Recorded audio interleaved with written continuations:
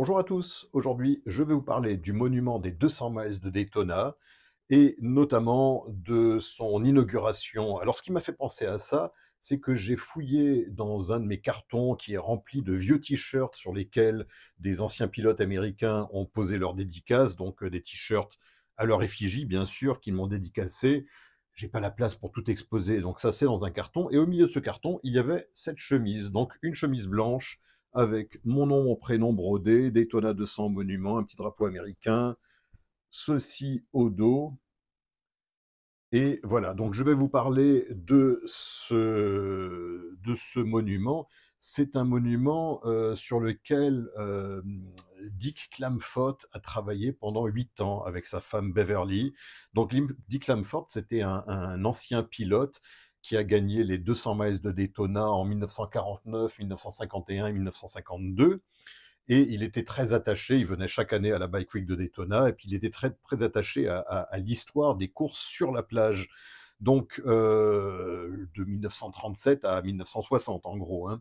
Donc, il a travaillé pendant 8 ans à lever des fonds et avec la municipalité aussi de Daytona pour obtenir toutes les autorisations nécessaires et trouver un endroit idéal sur le boardwalk de Daytona, donc en front de mer, juste devant l'hôtel qui à l'époque était un hôtel Hilton ou Marriott. Enfin, je sais pas, il a changé plein de fois de nom, hein. J'ai l'impression qu'à chaque fois que j'y allais, une année sur deux, il avait déjà changé de nom, cet hôtel.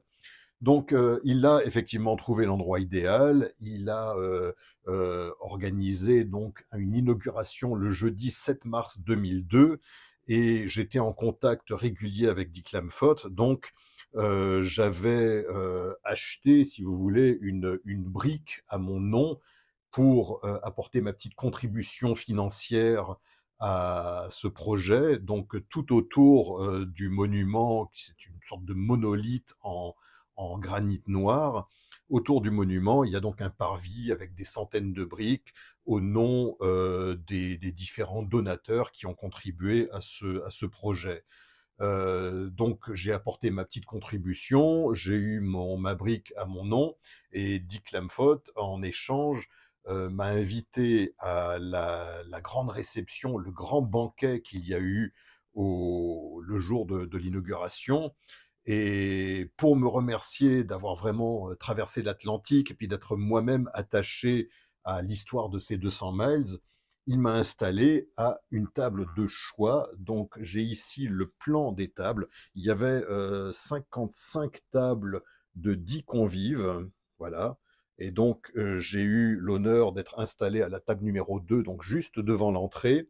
Donc pas celle du fond à côté des chiottes, mais celle juste à l'entrée. À côté, alors j'étais assis, c'était carrément le nirvana pour moi, hein. J'avais d'un côté Ben Campanelle, avec qui j'étais aussi très très souvent en contact. Donc Ben Campanelle qui a gagné les 200 miles en 1938 et 1939. Et à ma gauche, j'avais Bart Markle. Alors, lui, il n'a pas gagné les 200 miles, mais enfin, il a été 3 fois Grand National Champion de la MA. J'ai son casque là derrière, j'ai enfin pas mal de petits souvenirs là derrière dans le garage. Je vous en avais fait un récapitulatif dans une autre vidéo. Donc il y avait Bart Markle, il y avait Joanne Markle, sa femme, qui était une petite mamie adorable qui m'avait rendu visite en France d'ailleurs. Elle était venue notamment avec Icy Springsteen, qui était donc la maman de Jay Springsteen, le grand champion de flat track des années 70. Et donc voilà, on a donc déjeuné. J'ai invité Ben Campanelle parce que voilà, j'avais envie de lui payer son repas. Sincèrement, je me souviens plus du tout ce qu'on a mangé. En tout cas, il devait y avoir de la viande parce qu'il y avait de la moutarde américaine, la fameuse French mustard, très très jaune. Et puis Ben Campanelle s'en était foutu une bonne tache sur sa chemise. Donc il y avait tout le gratin, on va dire, du monde de la course américaine là-bas, tous les vieux pilotes qui étaient encore vivants. Donc il y avait par exemple les 3 pilotes du Wrecking Crew Indian de la fin des années 40, début des années 50. Donc il y avait Ernie Beckman, il y avait Bobby Hill et Bill Tooman. Donc tous les 3 étaient encore là. J'ai d'ailleurs ici des photos. Alors voilà, là c'est une photo, je vais vous la montrer un peu mieux à l'écran, où j'ai effectivement quelques kilos de plus et quelques tatouages en moins. Je suis avec Bart Markle, Bill Tooman et Bobby Hill. Là, c'est Ben Campanell qui est en train de me dédicacer une vieille photo originale que je décroche du mur et que je vous montre ici. Voilà, donc ça, c'est la photo originale. Et là, c'est Ben Campanell, je vais vous la montrer mieux à l'écran, qui est en train de me la dédicacer. Voilà. Attention que ça se casse pas la gueule. Qu'est-ce que j'ai comme autre photo? Ben voilà, des photos où je suis encore avec Ben Campanell.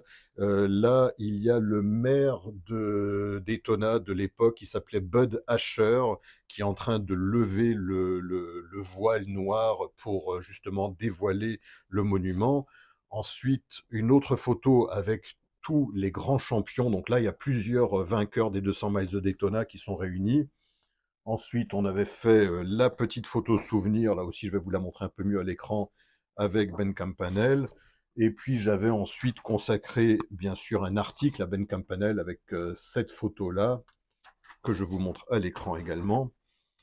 Et voilà, donc c'était un truc absolument extraordinaire. Donc il y avait, comme je vous disais, les trois survivants du Indian Wrecking Crew. Il y avait Ed Kretz Jr., il y avait Carol Ress-Weber, il y avait Paul Goldsmith, il y avait même mon copain Dale Woxler, le fondateur du musée Wheels Through Time, qui malheureusement il est décédé il y a quelques années. Maintenant c'est son fils Matt Woxler qui a pris la relève, et puis qui fait d'ailleurs sur YouTube des vidéos absolument extraordinaires. Matt Woxler, c'est les vidéos de Matt Woxler, c'est mon exemple à suivre, hein. J'aimerais avoir autant de place que lui, et puis même un dixième ou un vingtième des motos qu'il a dans son musée, pour pouvoir vous parler non pas de petits papiers, de petits souvenirs comme je le fais, mais à chaque fois vous montrer une moto, la démarrer, et puis faire comme il fait lui, mais à la version Frenchy, quoi.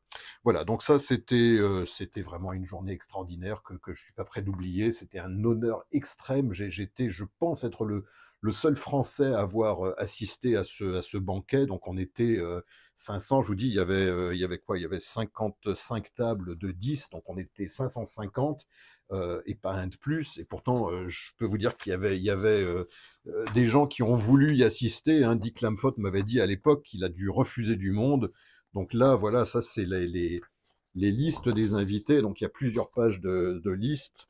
Et je vous mens pas, hein, je vous le montre à l'écran. J'étais à la table numéro 2 avec Ben Campanell d'un côté, Bart Markle de l'autre. Et puis voilà, c'était vraiment le grand moment. Et ce monument existe encore. Il est régulièrement enrichi d'autres plaques commémoratives. Donc le monument en soi, le gros monolithe, ça on n'y touche pas bien sûr, mais il est enrichi d'autres plaques. Il y en a eu une notamment en hommage à Arlen Ness. Donc ça ne se limite pas uniquement au monde des 200 miles de Daytona, mais au monde de la moto américaine en général.